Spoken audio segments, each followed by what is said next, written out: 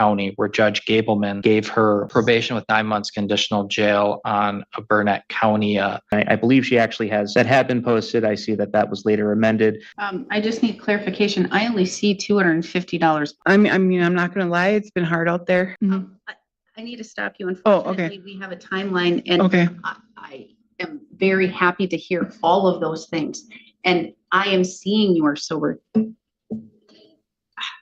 You look the best that I've seen you. In the pursuit of truth, we analyze the law. This is Justice Clash 24. 25 past convictions, and today might be her last chance. Watch what the judge does next. We will go on the record in the matter 25 CM 86, State of Wisconsin versus Randy Songate. The state appears through District Attorney Kevin Schmidt in person. Ms. Songate appears in person with counsel Joel Feliski. We're set today in this matter for the sentencing part of this case. Ms. Songate pled guilty to retail theft as a misdemeanor, and we are here for sentencing. I believe she has $250 cash posted, or maybe I can't remember how much she has. $250 posted. Mr. Schmidt, what is your argument and sentencing recommendation? As the court recalls, we're back here for a joint agreement of 90 days jail. The main reason why we're doing that in this case is because this is a person who has 25 past criminal convictions at the age of 42. 12 of those are for stealing offenses, with the vast majority of them being in Burnett County. I appreciate she attempted to do treatment this past time. I would note, according to DOC, it's not her fault that she couldn't do the treatment. She went there, she got assessed, and she was determined to not be appropriate for the services there. So it doesn't blow the plea agreement of the joint agreement there. That's still being followed. What I'm concerned about is how she can accumulate that many convictions and still be doing more things. And when you really see why, it's because of what the actual sentences have been in her cases. She has, aside from her first two cases back in 02 and 04 in Burnett County, where Judge Gableman gave her probation with 9 months conditional jail on a Burnett County 5 thefts and a forgery, and prison on a felony bail jump during that same time period. She's gotten exclusively either time served, a concurrent with another sentence, or probation.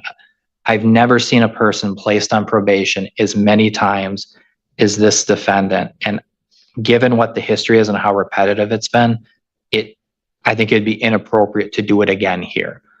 When a person keeps doing small thefts, we can't just keep saying, hey, it's a small theft, time served from the time you got arrested, 1 year conditional or 1 year probation, when the person has done gotta be over a decade of probation and they're still doing the same behavior.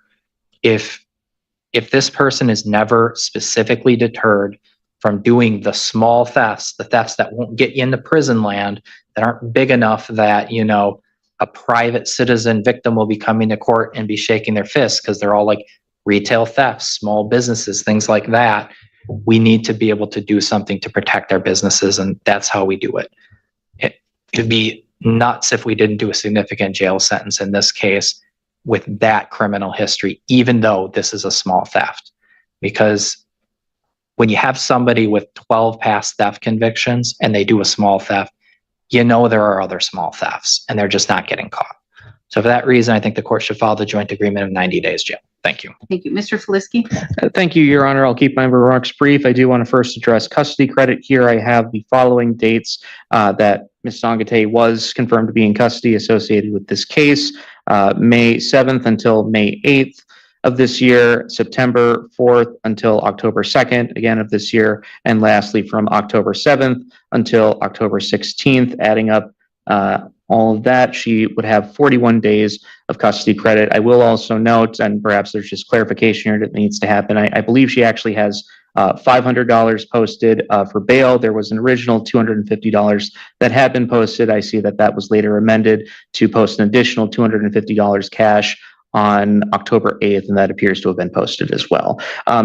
Your Honor, I do agree that this is a significant sentence in relation to the seriousness of this offense. I think it says quite a lot about Ms. Sangate that she is here making an appearance for sentencing on this case. Your Honor, as the state pointed out, this is not a case where Ms. Sangate is agreeing to pay some amount of money on a fine at some point in the future. This is not a case where she is going under probation for, not to be flippant about it, but the umpteenth time. She is here today with the understanding that she will be returning into custody.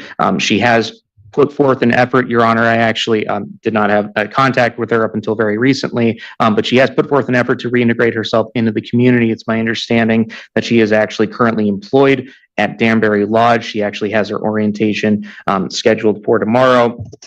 So we're not asking Your Honor to overturn the agreement. We are asking for the court to follow the agreement. I think that the sentence that's imposed here is significant given the nature of this offense. I think it will, as a deterrent, help to protect the community. And I will note, although I do understand, of course, that she was in custody on other matters in other counties, but she has spent a significant amount of time, Your Honor, in custody as this case has proceeded. I believe she was in custody from the time of May 7th up until that point in October 16th, with the caveat there, of course, there was a week spent in treatment. Your Honor, the only additional ask that I would have at this time is that she would be eligible for release on the ankle monitor so that she can continue her employment. It's my understanding that she would have funds available for that program. But overall, I think that this is an appropriate agreement, and I would ask the court to follow it. Thank you. Thank you. I just need clarification. I only see $250 posted. I see it was amended to $500 cash about the treatment, and I didn't receive any notification from the Department of Corrections about her ineligibility of treatment. I don't know if that was just a I had to letter call them you. to find out. When I saw she got out, I called them to figure out the reason why, to see if she just left against advice. I found out that was not the reason. They said she went there, she got assessed, and you're not qualified for this program. Okay, I don't know if she just wasn't high enough risk or what. either way. We only have $250 I see. I stand corrected then. unless she was in custody somewhere else and had a post somewhere and we don't have it. Both times here. I see in the notes here on CCAP that it covers a group file 25GF246 and 25CM89. That may be where the discrepancy is from. Oh, that was declined to prosecute. That was I see. should have been reissued back. I see. So, all right. Okay. So Ms. Sangate, anything you want to add or you want to state? You don't have to make any statement, but it's your only opportunity. I would like to just give a little more information on my employment. I was able to seek employment with St. Croix Casino Danbury Casino, and my supervisor will be Wanda Matrias. So I was going to be going in for a full-time position, environmental service work, and that would be 4 nights a week, 4 to midnight. So it'll be the second shift with dishwashing 2 days a week. But the dishwashing fell through, so they want me right now as part-time environmental service worker, which is cleaning various areas of the casino floor, trash, ashtrays. The kitchen would be like garbage. Administration would be sweeping, mopping floors, taking out garbage, vacuuming. So going through like a... When someone has more than a decade of probation and still reoffends, the court has to ask, what's really going on? In the orientation, it would be going through the OSHA, cleaning, restrictor guidelines for the casino. I'm also getting help through St. Croix Casino Danbury for employment lodging. So it would be, I have my letters written for St. Croix Tribal Council, and also seeking housing through St. Croix Casino or St. Croix Tribe, Joe Merrill. I have my letters in there. They have a they have a housing board meeting tomorrow night, which I would like to be present for. I'm asking for a Danbury apartment, which I know that there's 2 available, but right now they only see fit if I am lodged through St. Croix Casino, Danbury Casino Lodge, the old hotel. So it would be most of my money that I make, but I would be able to save enough for the ankle monitor if, I were, accepted. So, I'm not gonna lie, it's been hard out there. I've been able to, remain or keep, complete sobriety. Um, um, You look like you're sober. there's a lot going on in my family, and they haven't been able to be as supportive. I haven't really been able to connect back with them. So I'm kind of walking alone in this. And It's the best idea not to yeah, connect with them right now. yeah. So doing a little bit with the church also. There was a women's hunter breakfast. I was able to go in. Also able to request help through them. So I do get a lot of support around the church tables, and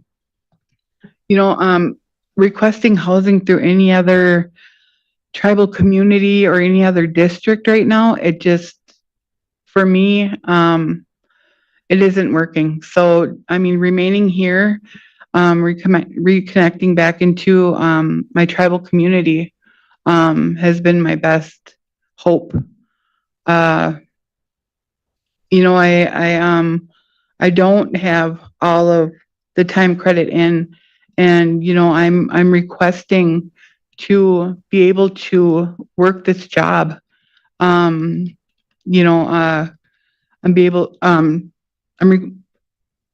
requesting to be able to have monies if I have to come in and sit. It's hard sitting in jail here as well. With no money, with no family, no visitation. But I don't want to keep revisiting this table, these tables here, and I want to keep my word, and I want to be able to gain my own housing.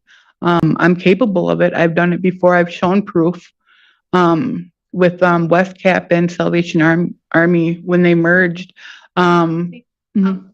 I need to stop you. Oh, okay. Unfortunately, we have a timeline, and Okay. I am very happy to hear all of those things. And I am seeing you are sober. You look the best that I've seen you since I first saw you. I think it was 2017 when you were released from prison and you were in front of me. Even then, after you were released, you quickly got back into that lifestyle. You just have a different glow about you today. And I want to see you continue to do that. I do understand why the agreement was reached, that this is a it's not a very serious case, but it's something that if you look at your history, it's a repetitive thing. And it's over stupid things like Four Loko. Are you kidding me? Four Loko, or I think one was a different kind of bottle of booze, or I don't know if it's Bacardi. I don't know if it was, what was that other one? The Jägermeister, I think, and was one of them. I'm trying to think back to all of those. They're silly things. And I don't know what has went through your head each of these times, but I'm really hoping you're going to be in a position where you're going to change that. All right. I do agree that the recommendation is appropriate with the 90 days of jail. I'm not permitting the monitor right now, but here is why. Because I'm not having you, I'm giving you time before you have to turn yourself in, and I'm having another hearing, because here's what I'm going to do. you engage in the skills directed practice with Dave Hatch, you do that, I'm going to tell you, then I will very strongly consider that consider your request to be on a monitor. Okay? Okay. Because I want to see you engage in this. Instead of putting you, because I can't, if I'm going to do 90 days in jail, I can't put you on probation. And if I can't put you on probation, I can't order programs. So I'm going to say, if you complete this program, that's going to go in very strongly towards the argument that the court allow you to sit the remaining time at house arrest with Huber and on monitor. Okay? It costs $100 and it's a 4-week intense program. Okay? So you need to contact Dave Hatch immediately, talk to your attorney, get this set up. If you do engage in this program, then I'm going to tell you that's going to be very, very favorable. So I'm ordering the 90 days, at this time denying the monitor, but I'm going to set another hearing and we'll be back. And then that'll be either the date that I say, okay, you can have a monitor, or you must turn yourself in. Okay? So can you do December 18th at 9:15? That will work, Your Honor. All right. So I'm going to give you this sheet. I'm going to put it up here. You can grab it, and I'm going to mark what program it is. And I'm not going to fill it out because I'm not court ordering it. It's just going to go a long way at the next hearing and whether or not I consider the monitor. With regards to the fines and fees, I'm going to assess $250. I'm going to waive the rest. You have $250 posted. You're good to go. You have 20 days to appeal. Should you fail to appeal within 20 days, you do lose that right. I need your DNA, but you can wait until either you turn yourself into the jail to serve the time in custody, or you have to still turn yourself in, even if you're going to be on the monitor, and then they can take your DNA at that time. Okay? You would have the ability to request it be expunged through a written letter through the Department of Justice. You can talk to your attorney. It's easy to do. I'm going to give you 41 days of jail credit right now. Okay. And we will see you back on December 18th and where we are. Okay? Anything that I'm missing, Mr. Schmidt? Does the court need to technically set a time to report by today? That is going to be the day. I said either Okay. I'm going to say monitor or I'm going to say report immediately. That's all. All right, Mr. Flisky. Nothing further. Thank you. All right, thank you. Then we are. Reality, not emotion, decides a courtroom. Today proved that. Thanks for watching. Stay tuned for the next case.